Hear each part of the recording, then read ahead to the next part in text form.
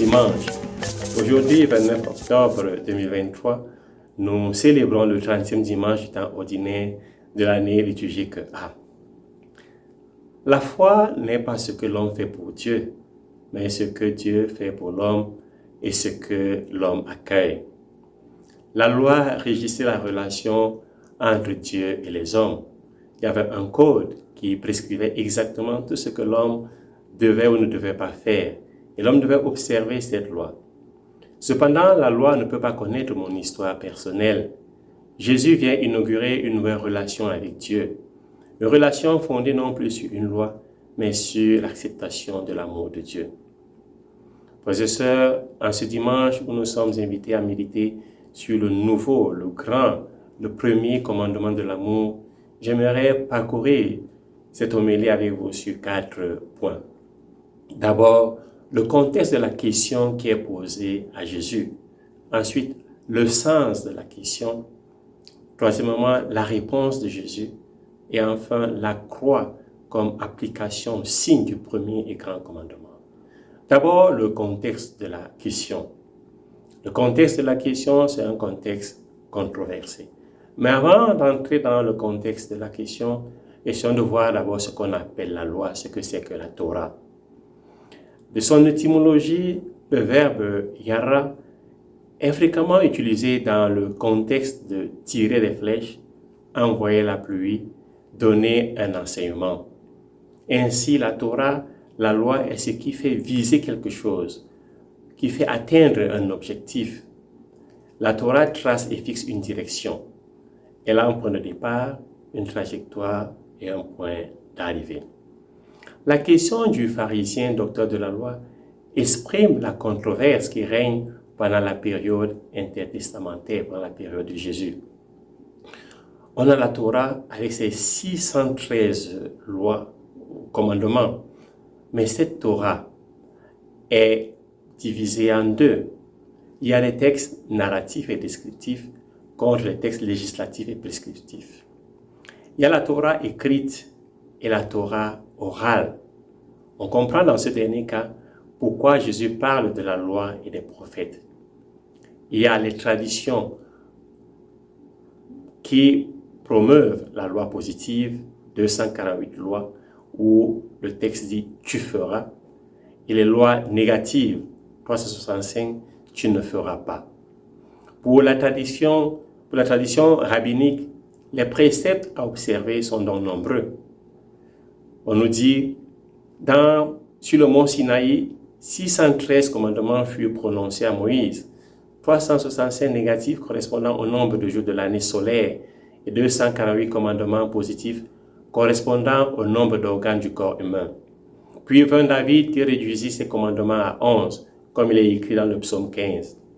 Puis vint Isaïe qui les réduisit à 6, comme il est écrit dans Isaïe chapitre 33, versets 15 à 16. Puis vint Michée qui les réduisit à 3, quand il dit que te demande le Seigneur sinon de pratiquer la justice, d'aimer la miséricorde, de marcher humblement avec ton Dieu. Comme il est écrit dans le livre de Michée, chapitre 6, verset 8.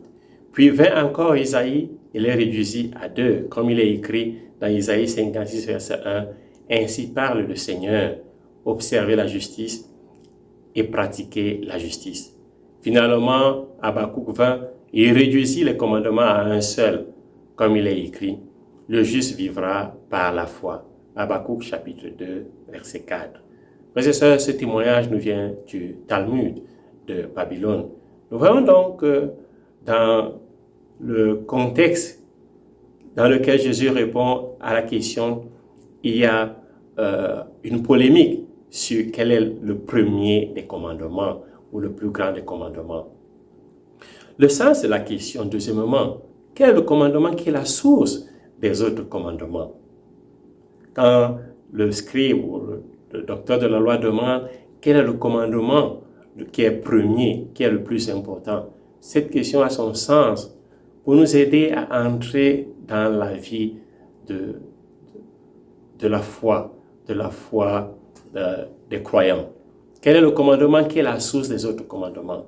Quel est le commandement qui est le fondement des autres commandements? Quelle est l'origine qui donne sens à tous les autres commandements? Si l'on utilise un langage de géométrie, on se demanderait quel est le point de l'espace d'où débute une mesure, où commence la loi, d'où tire-t-elle son origine. La réponse de Jésus donne les coordonnées pour notre orientation, soit en longitude ou en latitude, soit selon l'axe des abscisses ou l'axe des ordonnées. Toute la vie et ses facettes dépendent de ce commandement. La politique, l'économie, la médecine, la famille, l'éducation, la technologie, bref, toute la vie de l'homme dépend de ce commandement.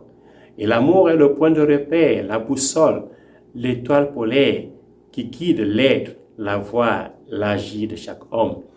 Tout est vécu selon le prisme de l'amour. Tout doit être imprégné par l'amour. Tout doit être vécu avec amour. C'est pourquoi Jésus cite les trois composantes de l'homme: cœur, esprit, âme. Toute notre vie, toutes nos actions ont leur source dans le cœur, dans l'esprit et l'âme. La réponse de Jésus, troisièmement. La réponse de Jésus est tirée du livre du Deutéronome. Écoute Israël, alors elle s'inspire du livre du Deutéronome, au chapitre 6, versets 4 à 6. Écoute Israël, le Seigneur notre Dieu est l'unique. Tu aimeras le Seigneur ton Dieu de tout ton cœur, de toute ton âme, de toute ta force. Ces paroles que je te donne aujourd'hui resteront dans ton cœur. La réponse de Jésus s'inspire aussi du livre du Lévitique, au chapitre 19, versets 17 à 18. Tu ne haïras pas ton frère dans ton cœur, mais tu devras réprimander ton compatriote, et tu ne toléreras pas la faute qui est en lui. Tu ne te vengeras pas, tu ne garderas pas de rancune contre les fils de ton peuple. Tu aimeras ton prochain comme toi-même. Je suis le Seigneur. Cette réponse de Jésus s'inspire aussi du livre de Josué. Seulement, gardez bien et accomplissez le commandement et les lois que vous a commandées Moïse, serviteur de Yahvé. Aimez Yahvé votre Dieu, marchez dans toutes ses voies, gardez ses commandements, attachez-vous à lui, servez-le de tout votre cœur, de toute votre âme. Josué chapitre 22, verset 5. Frères et sœurs, avant d'être une instruction sur l'amour, la réponse de Jésus est une profession de foi et un rappel de l'histoire du salut. Israël professe sa foi en un Dieu unique. La réponse de Jésus qui invite à l'amour de Dieu est en fait la profession de foi d'Israël en un seul Dieu pour prévenir Israël de l'idolâtrie. Que ce soit Lévitique, Deutéronome ou Josué, dans chaque texte, on retrouvera la déclaration « Je suis Yahvé », le Dieu créateur, le Dieu rédempteur qui s'est choisi un peuple. Et la réponse de Jésus nous invite donc à méditer sur 4 choses. D'abord, aimer Dieu. Aimer Dieu, c'est professer la foi en Yahvé, le vrai Dieu. Aimer Dieu, ce n'est pas l'homme qui aime. L'homme est passif, il reçoit l'amour de Dieu. Aimer Dieu, c'est accueillir le don de l'amour de Dieu, l'offrande de son salut. L'amour de Dieu est un amour à recevoir. Le commandement est associé à un acte de foi. L'amour de Dieu est lié à la foi en Dieu. Il s'agit d'accueillir l'amour de Dieu de tout notre cœur, de toute notre âme, de tout notre esprit.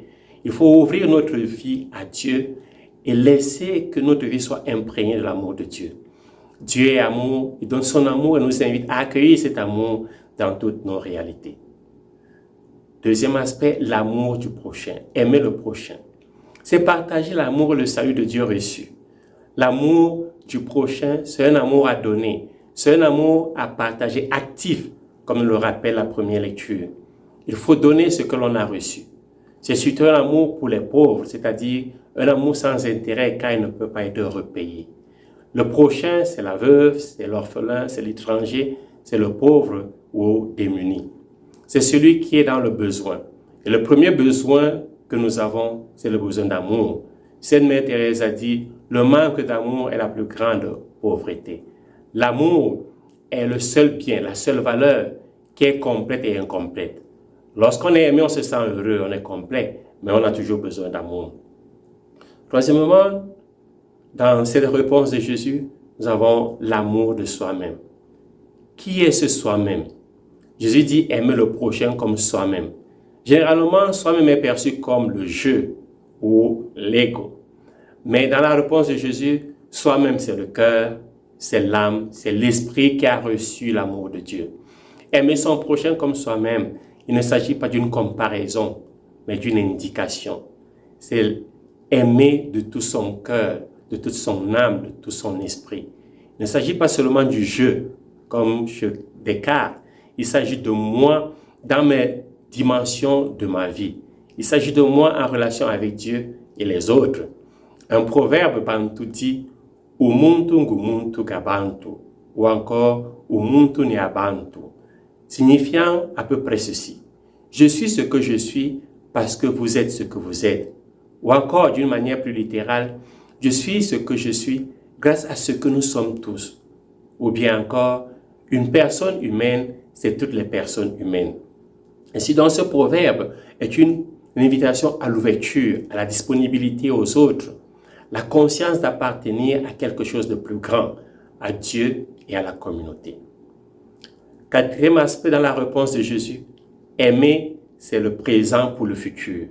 Jésus parle d'un amour présent, mais qui est ouvert au futur. L'amour garantit le futur de l'humanité. Parler du futur, c'est garantir la vie de l'humanité. Sans amour, il n'y a pas de futur.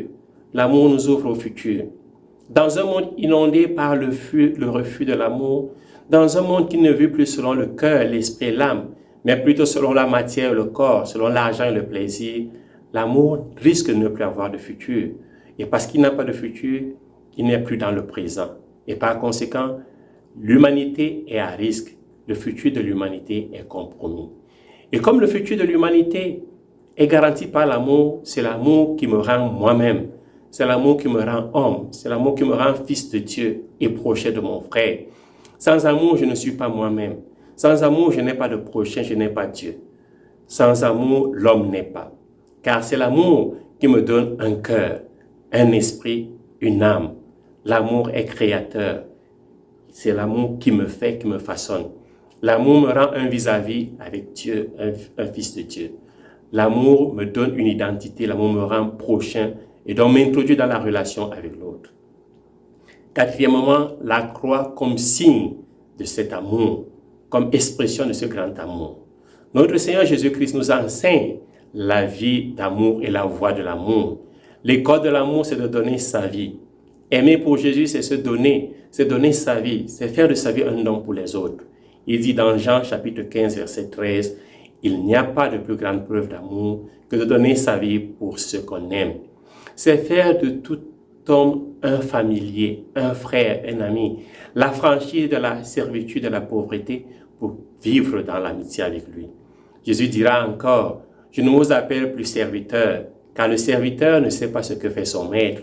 Je vous appelle mes amis, car tout ce que j'ai entendu de mon Père, je vous l'ai fait connaître. » Jean chapitre 15, verset 15. Jésus nous apprend qu'il n'y a qu'une seule règle pour gagner le paradis, c'est aimer. Et celui qui aime vit, car vivre, c'est aimer. Un jour, un novice se rendit chez son maître pour un conseil. Il dit au maître, « Maître, comment faire pour atteindre le paradis ?» Le moine lui répondit, « Mon fils, je te remercie pour cette quête de paradis. Mais quelles sont les deux premières questions de la Bible ?» Le novice répondit qu'il ne savait pas, qu'il n'en savait rien. Le maître lui demanda d'aller faire des recherches. Une semaine après, le novice revint. Il dit qu'il n'avait pas trouvé la réponse. Le maître lui dit, Dieu demande à Adam, où es-tu? Première question après le péché. Ensuite, il demande à Caïn, après le meurtre d'Abel, où est ton frère? Demander où es-tu renvoie à l'amour de Dieu et de soi-même. Demander où est ton frère renvoie à l'amour du prochain. La mesure du paradis, mon fils, dépend de la réponse à ces deux questions. Frères et sœurs, tu aimeras le Seigneur ton Dieu de tout ton cœur, de toute ton âme, de tout ton esprit. Voilà le grand commandement, le premier commandement. Et le second lui est semblable. Tu aimeras ton prochain comme toi-même. De ces deux commandements dépend toute la loi ainsi que les prophètes. Ainsi, frères et sœurs, les normes et règles nous aident à rester fidèles au Maître, tant que nous avons l'honnêteté de distinguer ce qui vient de Dieu de ce qui est le fruit des hommes. Avec Jésus, la relation avec Dieu ne repose plus sur l'observance d'une loi, mais sur la pratique d'un amour semblable à celui du Père. Jean nous dit dans sa première lettre, « Si quelqu'un dit « j'aime Dieu » alors qu'il a de la haine contre son frère, c'est un menteur. En effet, celui qui n'aime pas son frère qu'il voit est incapable d'aimer Dieu qu'il ne voit pas. Et voici le commandement que nous tenons de lui. Celui qui aime Dieu, qu'il aime aussi son frère. Bon dimanche, loué soit Jésus-Christ et que Dieu vous bénisse.